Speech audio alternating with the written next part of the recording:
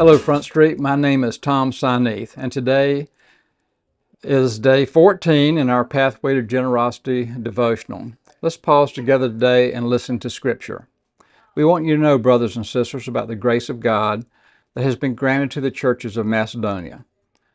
For during a severe ordeal of affliction, their abundant joy and their extreme poverty have overflowed in a wealth of generosity on their part. And that's from 2 Corinthians 8, 1 through 2.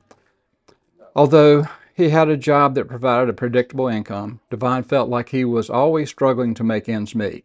He felt imprisoned by expenses that siphoned off what would be his discretionary income.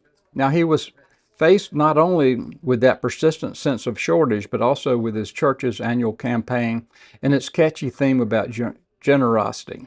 Certainly he wanted to commit and participate with others in the congregation to help the church afford its ministries.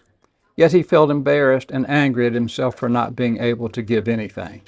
His sadness and guilt were intensified when the pastor spoke the passage above from 2 Corinthians on the first Sunday of the annual campaign. Despite the pastor's analysis, those women in Macedonia must have been as impoverished as they pretended to be, and certainly not as limited as he was. He remembered reading long ago the words of Anne Frank, "You can always give something, even if it's a simple act of kindness." But they're not looking for kindness right now, he thought, as he reflected on her words. As Devon was walking his dog that evening, it dawned on him that he was focused on himself, not on God or the provisions that God persistently makes for him. That's how God expresses his love for me, he realized. The words from his pastor last Sunday included ones commonly attributed to the 14th century Christian mystic Meister Eckhart.